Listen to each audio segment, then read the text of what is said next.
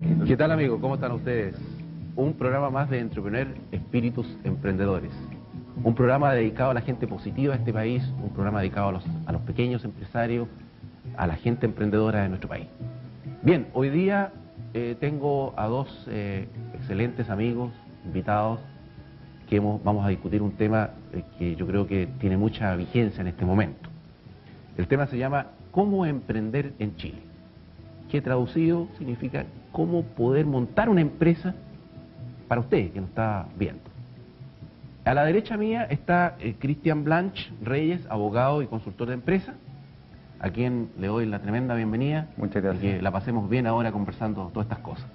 Y a mi izquierda está otro amigo, un más antiguo amigo mío, antiguo para no haber problemas, Miguel Soria Céspedes, que es el director del Colegio de Contadores Auditores Universitarios de Chile, asociación gremial.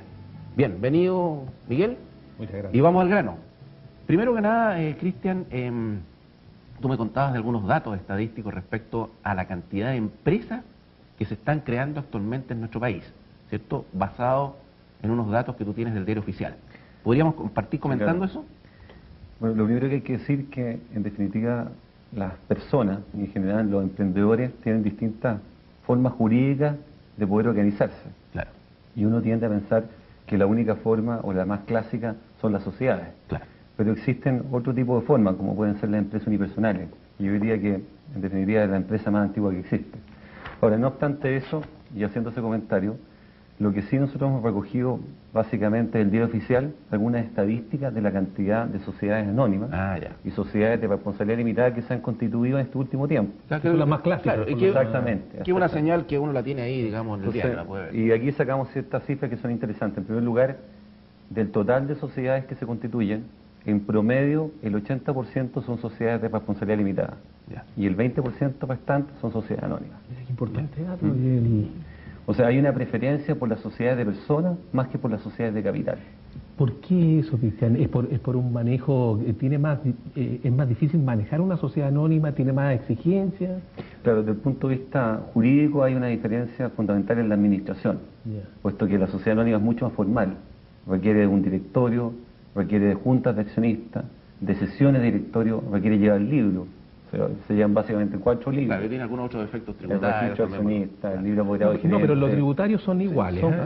Son iguales. Son algunas diferencias tributarias, pero la parte formal administrativa es más costosa. Es más costosa, pero tiene una facilidad, Cristian, que es el manejo no requiere de la totalidad de los componentes del capital para poder hacer una modificación. Con la mayoría en una sociedad anónima tú puedes hacer cambio, en una limitada, si no al 100%, no hay posibilidad de cambio, o sea, de amar un poco, o sea, tiene ventajas y desventajas. Pero es importante que nos muestren los datos estadísticos más, ¿qué datos estadísticos más hay al respecto? Y que los mostremos ahí a la cámara, ¿cierto? Por ejemplo, aquí tenemos justamente la cantidad de compañías constituidas que hemos sacado nosotros. Y vemos el número, ¿no es cierto? La cantidad de empresas. Y vemos que el primer semestre del 97, ¿no es cierto?, había, en el cuadro rojo, había aproximadamente, el primer semestre del 97, 5.310 sociedades anónimas constituidas y 17.730 sociedades limitadas. Si nosotros vemos este mismo cuadro, pero ya en el primer semestre del año 99, vemos que hay 1.950 sociedades anónimas y 8.790 sociedades de responsabilidad limitada. O sea, más o menos como la mitad, más o menos. Menos de la mitad. Hay una caída de menos de la mitad en la cantidad de empresas constituidas. O sea, la recesión no solamente ha afectado al desempleo, que es la parte del trabajador, sino también... O sea, está habiendo quizás una sequía empresarial, no hay muchos empresarios decididos a armar sus negocios. ¿Por qué crees tú que está pasando eso? Hay una caída importante. Bueno, como lo había dicho antes, Cristian, uno de los temas, creo yo, el tema económico. Pero el otro punto, Fernando, es el tema de lo que cuesta echar a andar toda esta cosa, pero más que echarla a andar, porque esta cifra es de las que ya están funcionando. El punto es de las que están funcionando, lo que cuesta mantenerlas en todo el trámite tributario, municipal, SESMA, y una serie de otros elementos que van dificultando y haciéndole al empresario cada día más difícil poder funcionar. Yo creo que nosotros lo que tenemos que apuntar aquí es cómo poder llegar con un mensaje a la autoridad para que facilite toda esta cosa y cada día podamos tener más empresarios en el país. Pero la verdad que yo pienso que esa es una de las razones principales. El económico, sin duda, pero también que hay mucha dificultad para poder mantener. Oh, claro. Más las medidas que las comentaremos más adelante, que acaban de estar...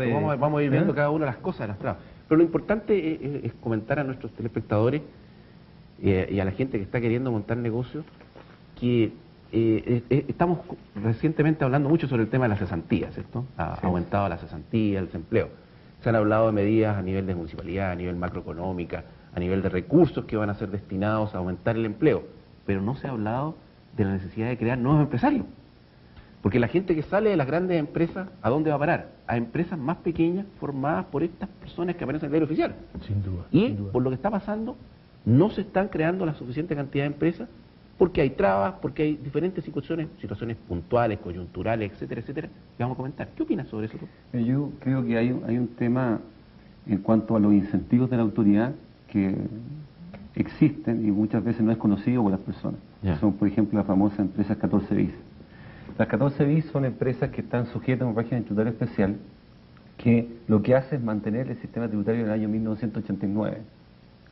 Acuérdate que durante el año 1990 había el cambio del gobierno de Elwin y hay un cambio del régimen tributario. ¿Ya? Y en ese cambio del régimen tributario lo que hace es volver a la situación del año 84. ¿Qué significa? Que hoy día las empresas, la regla general es que paguen impuestos sobre base de vengada. Correcto. Y solamente cuando distribuyen la utilidad pagan impuestos a los contribuyentes terminales, que en este caso sería el dueño de la empresa. Pues bien, hay ciertas empresas pequeñas que generan la utilidad sobre base de vengada, pero ellos postergan el pago del impuesto. Es decir, si bien reconocen contable o financieramente el ingreso, postergan el pago de la primera categoría al momento que se distribuya. Y de esa manera se fomenta también de mayor forma la capitalización de las compañías. Ahora, este sistema tributario, que fue la regla general en el año 1989, se cambió el sistema y solamente quedó hoy día restringido a las pequeñas empresas, con una cantidad de volumen de ventas que son aproximadamente 120 millones de pesos aproximadamente, de ingresos 120, 200 trabajadores. Exactamente. Entonces, yo creo que eso es importante destacar, porque hay ciertas medidas de la autoridad que se han mantenido y que yo creo que es un problema simplemente que no se conocen suficientemente bien.